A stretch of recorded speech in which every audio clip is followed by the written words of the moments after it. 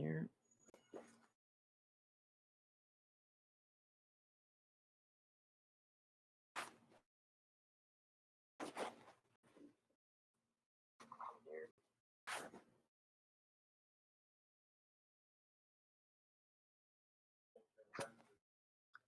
Oh, okay. Hello, hello, hello, hello, hello. Hello, hello, hello. We are testing. We're sorry for the audio problems, everybody. Okay. Hello, hello, hello, hello, hello. Okay. I sound well. Hello. Thank you very much. Boom. Okay. So, really, I would like to ask and apologize once again to everybody here. I am one by one. We're gonna unmute and just say hi really quickly. And Maya. And yeah, so let's start with Alexa, Angelica, Pej, Rajna. And go. And just saying hello. Great. Hello. Can you guys hear my friend doing some painterly things in the background? Maybe, maybe not. I don't know. That's my test.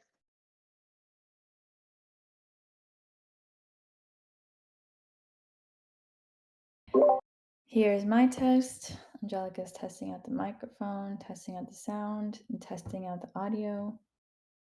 Sounds good. This is Pej, testing, 1, 2, 1, 2. Testing 1, 2. Rachna's here too, testing 1, 2, 3. Yay!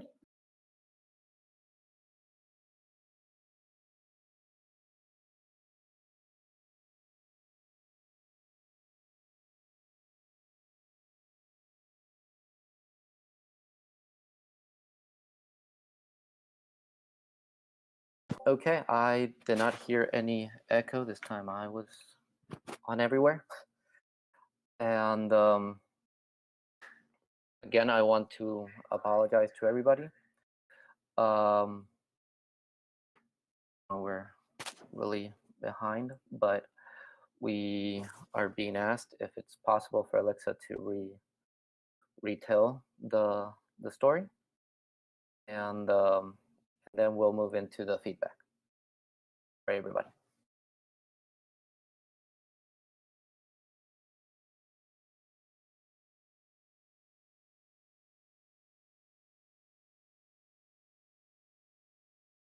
Sorry, I was just, letting people know what's up. Am I live? Great. Here we are for The Residue Remains by Angelica Borland. Exterior, large green field. Extreme close-up of Maya, 20, with her face laying down sideways on the grass. Her body slightly jolts forward and back, forward and back, forward and back. She has a smile on her face. She's enjoying it. A slight moan comes out of her mouth. Her own moan echoes in her head and triggers the first flashback. Interior, car. The remaining echoes of the moan turn into an echo of a sigh of relief. Maya in the passenger seat of the car as the wind blows through her hair. Close-up of Maya's hand, blowing with the wind out of the car window. Her eyes are closed, and a slight smile appears across her face. She takes a long, deep breath to take in the moment. Her eyes remain closed as the wind blows through her hair and fingers in slow motion. As we see the wind blow through her hair. Exterior, beach, sunset. Her hair blows in the wind as she lays asleep on a mattress on the shoreline of the ocean. She is covered in just a white sheet. The water continues to kiss the shore and retract. One hand lays on the sand, and the ocean water comes up between her fingers. Interior, empty bedroom. Maya's fingers rummage through a note to open it. The note says, "Be a passenger. Heart. After she reads the note, she smirks and stares into her candle to start her candle gazing meditation. She focuses on the flame with a blank stare. Exterior, large green field. Her body continues to jolt forward and back, forward and back. She has the same blank stare as in the scene before with the candle gazing meditation. Interior, car. Fast snippets of passing trees. Maya's hand is still out of the car, trying to flow with the wind. But the wind starts to get intense as the speed of the car increases. Interior, empty bedroom. Maya continues to stare into the candle. She focuses on the sensation of light as it flows into her with each inhalation. Her breaths become deeper and longer, mystified by the flame. Exterior, large green field.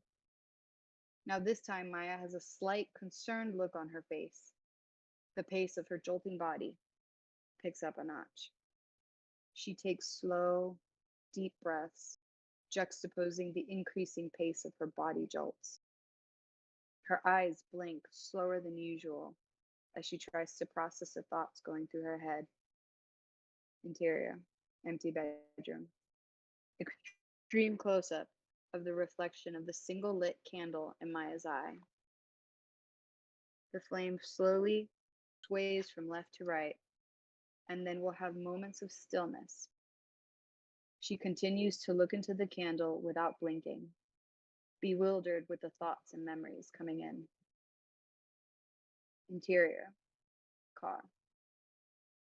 As the car speeds up even more, the car window starts to roll up while her hand is still outside. Her hand almost gets caught, so she has no choice other than to pull her hand back and into the inside of the car.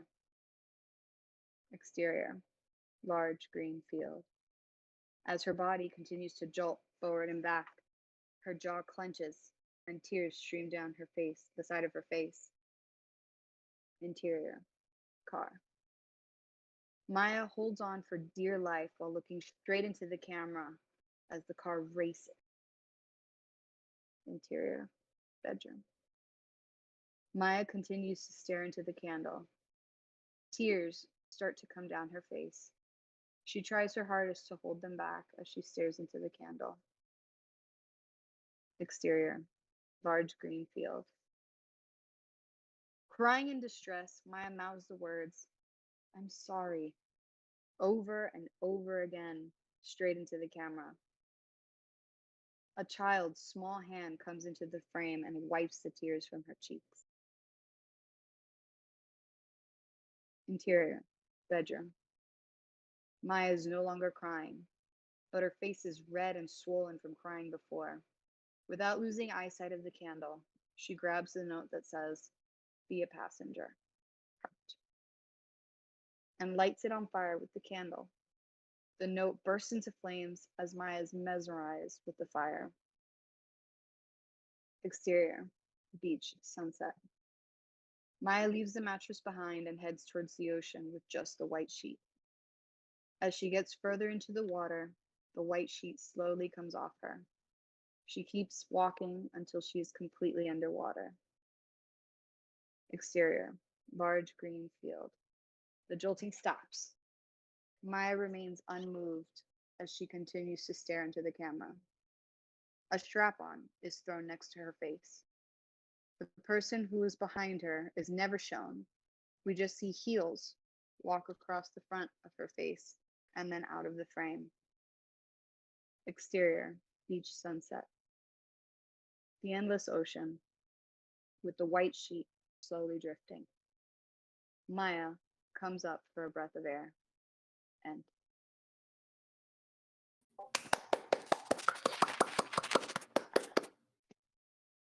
Yay. Okay, so now we'll move into feedback. Yes. Beautiful. Oh, let's open the floor for our wonderful professionals here. Reshna, whoever wants to take it away. Yeah. Pej, go for it. No, Rachna, go first. Ladies first. Angelica, congratulations. It's never easy to write something, first off.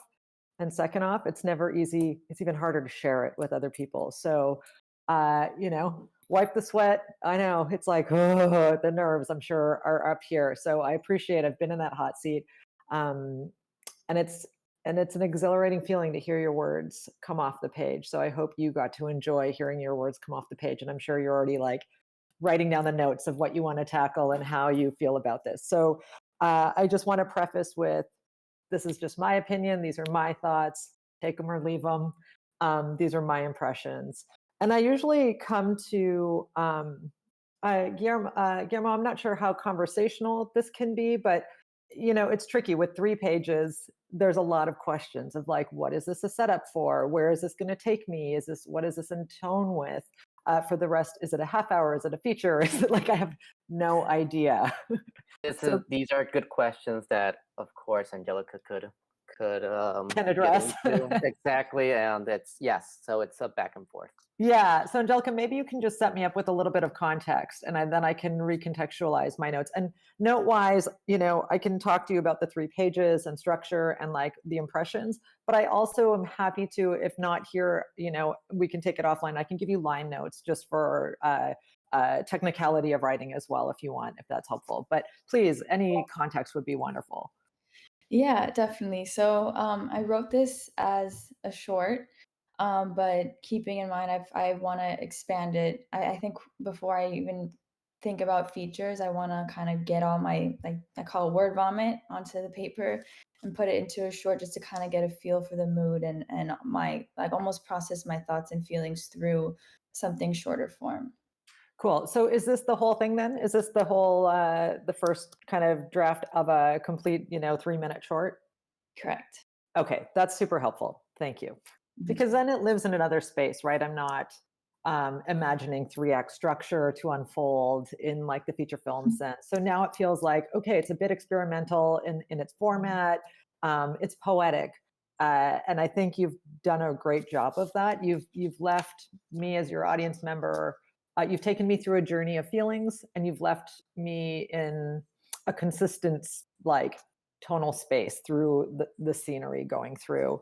I think your visuals are really strong. I really see it was interesting because when you were introduced to us, you have this photography background.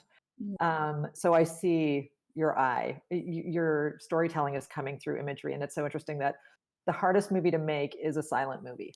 And you've done that. You've made a silent film. And so kudos to you for pulling that off. Okay, into the fun stuff, into the meat and potatoes. So, and I will also preface that I come from a very structured space of film and TV.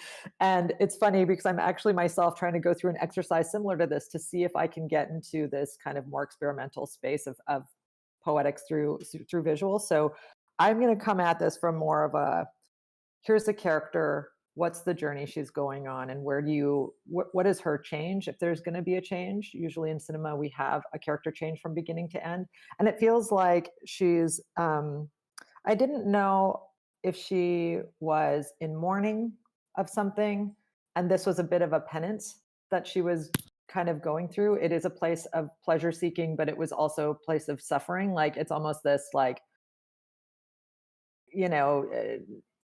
like, I don't know, this is just what I got out of it. It's going to get kind of weird, but like, is this a person who did something horrible in her past, is finding penance through hurting herself in this reliving of something maybe painful, and it's this dominating situation at the end that's a bit of a reveal? That's what I kind of made of this. Like, I knew from scene 1, this woman is having sex, like, right out of the gate. I knew that. The jolting back and forth is a textbook shot we've all seen, and we know. And now it's like my semiotics is basically saying, okay, is this pleasurable? Is this her choice? Is it coerced? Is it is she imprisoned or something like that? So then it's about figuring that out, right? So then you feel like, okay, so we go to flashback, so then it becomes disassociative from the act that's going on. And we go to freeing moments, right? The car. It's like basically then it all gets the night. It turns into a nightmare. Is what it kind of feels like. It all gets dark and it all gets gone. I guess my larger notes are, I feel like I want to push you a little bit further in, if I'm right and on the right track of story, feel free to jump in and go, wrong, that's not what I want you to think. I want to give you that space to please correct me. But if that's kind of the space we're going to, I think it felt, the white sheet bed beach stuff got cliche for me, to be frank. I was kind of like, it feels like, cliche imagery we've seen of, I don't know, I'm going to say it really gross, but like moody girls. I don't know. Moody girls trying to cleanse, like water's always cleansing, the white sheet. Like, I want the fresh POV on this, right? Like, I'm like, what's the new take on this story? If it's about a woman going through an emotional journey and reconciling maybe a horrific thing, can we get away from the long lingering looks? Like, that's where my tastes lie a little bit, and where I would challenge you a bit more on that. More of the mechanics of the script. So you mentioned it's a flashback when she's in the very beginning. So she's in the green field where I'm assuming this is going on. But if it's actually a flashback, then I'm always going to assume that exterior large green field is our present and where we're at. So then when the child's hand comes and wipes the tears, I question, is that real or not? Like, did that actually happen, or is that imagined? So you're playing with the idea of flashback versus, disassociation or that sort of thing. I really enjoyed how you kind of matched, again, your visuals, right? You matching her head down and the hair.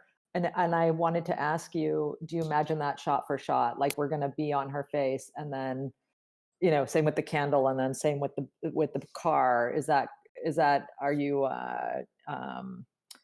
wanting for that fluidity, I suppose? Kind of, you feel the dissolve of each of those frames. So I just was curious if that was what the intention was. Yeah, but those are that was the biggest thing. Like, is it a rape scene? Is it penance? Is it, is this her pleasure? I'd be curious to know your point of view of what's going on with Maya. Thank you for letting me, be able to even read it. Thank you for all of your feedback, and I'll answer the questions that you had, and then we'll go back and forth. But Sure. yes, I wanted, usually when you think of like it, how do I say? It is a rape scene, but it's more, I feel like when you think of like abuse, physical abuse or emotional abuse, you immediately think of a man.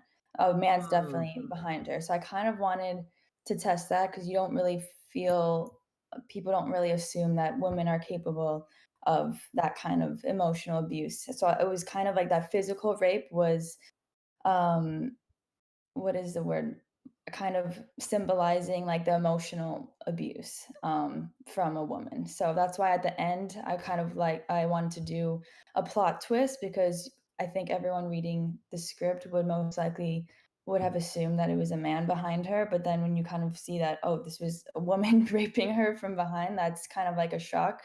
So I kind of wanted to test that within my script, and kind of, yeah, I guess play with that, because I think you nailed it then. I totally think you nailed that, because as soon as I saw the woman's legs walk by, I'm in my head, I channeled it was her choice.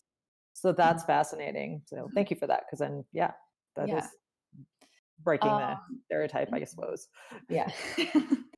And the be a passenger, I got this idea from like personal experience. I had to know, my first girlfriend wrote like, I had a lot of anxiety. This was my first girlfriend too. So it was kind of, I was in a weird trying to figure myself out. So I kind of wanted, and I found this note like after we broke up, and it said, be a passenger. It was from one of the first times. So I kind of wanted her, like, this innocent note about be a passenger, kind of taking it to the next level. And like, when you allow yourself to be a passenger, but almost letting yourself be a passenger too much to the extent where you let someone else control and take over your life. And that was kind of an imagery for this. Like, it started off as like, I'm just going to kind of go with the flow, to like someone else is literally taking the wheel and controlling my life, and I'm being emotionally abused. Yeah, wild. That's definitely the journey. And it's so funny because my head goes back to the structure of cinema, and it's like, what's the resolve? So I want to know what that character's resolve ends up being. And if you do take it to that next level, I think you'll find some satisfaction for your audience as well in that. And it may not be like, and now she's fine, like she's clearly traumatized. Yeah. But maybe there's something in that, because I didn't know what be the passenger meant, even though I saw her as one. And that's where I think a lot of that layer of confusion, because, and again, like you said, relational abuse is so layered that there are good moments in those relationships in order to stick around for those bad moments. And they, domestic violence, the people rarely leave. Like they do keep coming back because of that, the nature of those relationships. So I think you're really touching on something really important and to understand in those relationships. But yeah, maybe something to think about for that final act. Well done. Amazing. Thank you. And I just wanted to know the child's. I didn't really elaborate that in the script because I originally thought of like me apologizing to my younger self for like putting her through that, and I didn't know if I should take it to the next step and like see the child. But I thought it was just like it just got a little bit aggressive, like having like your younger self like watch you get raped. So I was like, I don't know if I want. Well, kind of. Yeah, it's like, how literal do you want that to be? So again, it's like, is that someone else? If that's in my present day, then I thought that was a different person. And then I was like, is this like, would a child be watching this woman in this moment? No, ideally not. Because then I was like, oh my God, is this woman a prisoner in her own house and this is her kid, witnessing this horrific thing? Like my head went to a million different places. Yeah. So I think that's an interesting thing to think about, but how you execute that, you want to pay a bit of attention to for sure. Thank you.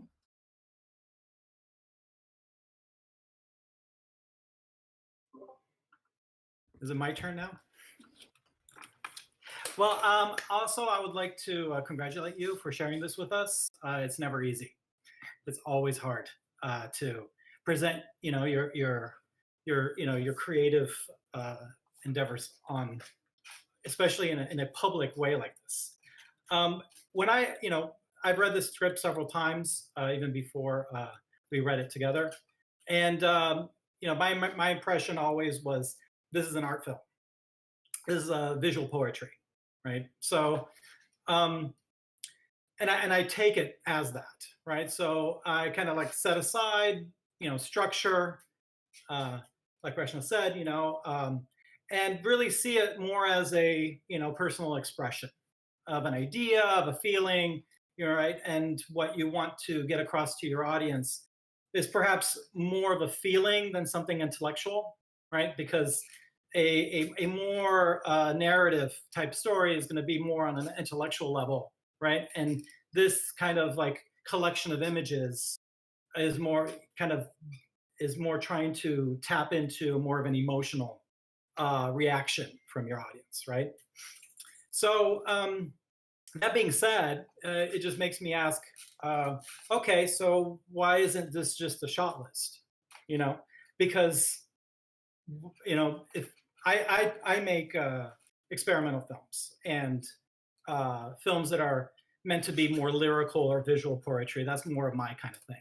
And sometimes I'll write scripts if it involves actors and it involves interactions between people, because you need to have something to give to your actors to know where they stand, right, in the context of the script. Other films that I've done was just shot list.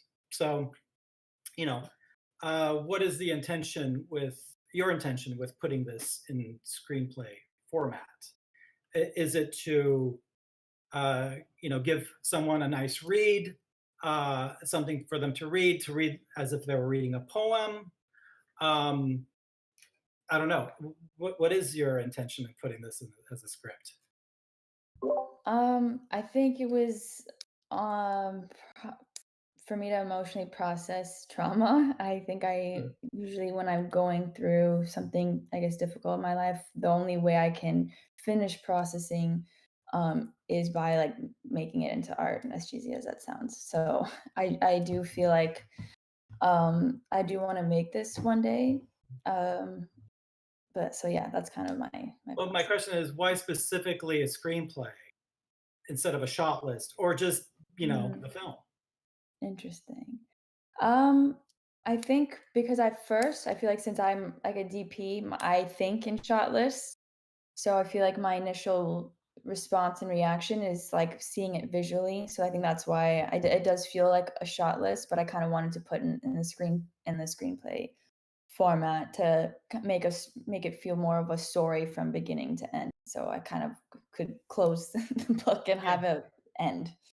It's a perfectly valid thing to put it in a screenplay. I'm not questioning that. It's just I just want to see like what you're thinking Mhm. is behind it. Um, Another thing that you may want to think about, and this is when it comes to um, just the prose part of the screenplay. Um, you do paint some very beautiful pictures. The writing is kind of straightforward, and there are ways, if you read a lot of scripts that are out there are ways to make these images leap off the page in a much more effective way. Mhm. um, I'll just give you an example. In my classes, I often use, I know this is kind of cliche, but I use a script from The Matrix, because the Wachowski siblings, in the first 10 minutes of the film, there's hardly any dialogue, and it's image after image after image, and it's all very fast paced. Yet, one page of script equals 1 minute of screen time. So and it's just only description. So the way that they present the imagery is very compelling, and it's very impactful. Um, look at scripts online. You can find all kinds of scripts, and look at how different writers, uh, you know, describe series of images, and how they describe, sequences that don't have any dialogue. I think that could really help you. Like for me as a writer myself, I developed my own style by looking at other writers' style and seeing, oh wow, look at how they do this, and they'll have, they may not use paragraphs very much, and it's just line one, very short, like phrases, even just one line after line, using slug lines and things like that. Um, so yeah, I think you can really make those images like really pop, and have it read like almost like poetry. And because I've read some scripts that do read like poetry. Um, I think that would be my main thing. One thing I do want to say about twists, um, and twists at the end. What makes some twists more effective than others is the most effective twist makes you look back at the rest of the story in a whole new light, right? Take, for example, probably the most famous twist of all time, The Sixth Sense, right? So we were watching one story, all the way up until the point where Bruce Willis realizes he's dead. And then there's like, with the twist, we realized we were watching a whole different movie, right? And we see that whole movie that we watched already before in a whole new light, right? Same thing with Star Wars, right? With Luke, I am your father, right? By knowing this new fact, everything that came before has newer and deeper meaning, right? And it's a whole new story now. So I think by putting in a twist, I think you're suggesting that there's a narrative here, and I'm not sure that if that's your intention to have a narrative or not. But yeah, a twist without a narrative is not really a twist. It's more of a surprise, I think.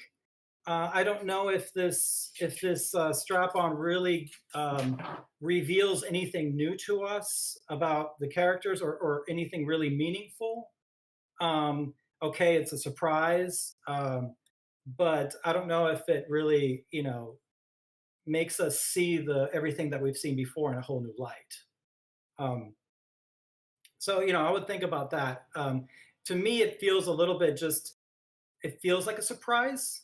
It feels like it's in there for shock value. and I don't know if it's, you know, I don't know. It just feels like shock value to me. It doesn't feel like that it's you know, naturally there. It doesn't feel like it's a natural part of this progression that we see here. Yeah, that's my.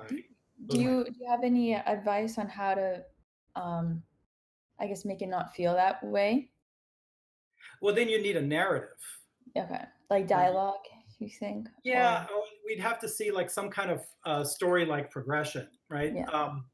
You know, and then we're starting to like introduce structure, right? And we start to introduce conflict, and you know, then it's going to become something very different than what you have here. You know, and this very well may be your first draft, and as you explore more of what you're trying to express here, it may turn into a narrative. And at that point, then you know that's going to be kind of far removed from what we have here. You know, this just being a starting point. So it's really kind of hard to answer that question because it will be something very different, I think, by that point. Makes sense. Yeah. Thank you so much for your feedback. But definitely read a lot of scripts online. There's some, I've read so many movies that were actually just as fun and just as laugh out loud or just as suspenseful reading it off the page as watching them on the screen. Oh wow. It's a great experience reading some well-written scripts. Angelica, I just want to jump off of Pez's last note there, and I think it's a really valid question. Is you need to decide what you want to make. Like, is it a wash of feeling, poetry with visuals, or is it one woman story? Because that will help you identify how you want to execute on this. I loved your idea of like, why is this not a shot list? I was like, yeah, that's a really good point, because it is a series of images, and if you're a DP, that might be like the 1.0 version of this for you as a filmmaker. Like, go shoot a bunch of beautiful shots, stitch it together, change the feeling, learn how the storytelling is structuring, and then maybe, you know, if this is a part of your own healing process, then maybe you explore this story through more and more structure till you can make it into a one woman's narrative. You might see a really interesting kind of project evolve out of all of that. I really want her to go watch a bunch of Terrence Malick movies too. Like, go watch some Terrence Malick. Go watch Nomadland. You know, like there's some beautiful stuff out there. You know, Days of Heaven. Like, go be washed in a sea of beautiful images and get inspired. But those are also, at the end of the day, they're character-driven stories that end up on the screen. I mean, yeah, if you guys have any other film suggestions, I want to do some homework in general, just watching more movies and television. For sure, for sure.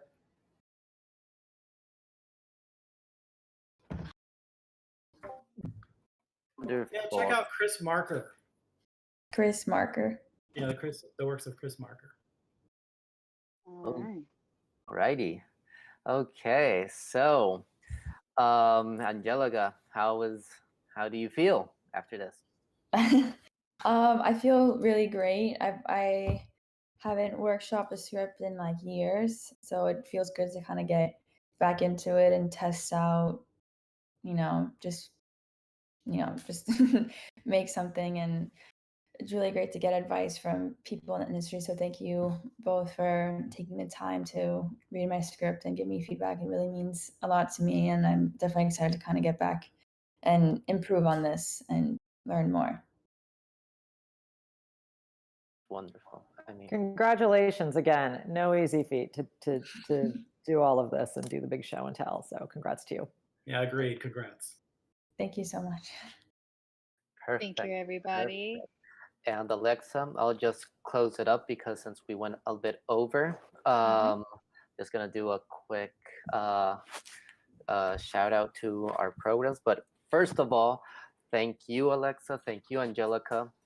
Thank you, Pej, Rekna. Thank you so much.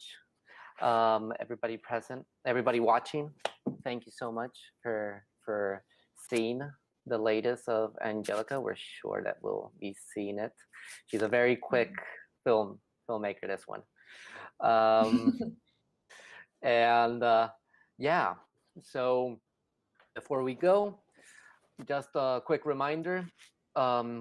We have a bunch of boot camps coming up. We have the Young Artist Bootcamp that will start on June 21st. It's from ages to 12 to 17. You could see all about it in our Eventbrite. Just FilmGate Miami in Eventbrite, and you'll see a bunch of our upcoming events. We also have the Young Actors one. And we also, that is on June 4th. And we also have May, a very special comedy stand-up on the 12th. You'll also be able to see tickets on there. And next, Why the Drama will be from our very own Lucas Zambrano. It's called The Last Laugh, and it's a dark take of comedy. And well, I want to thank once again everybody. Please let's give it a go to all.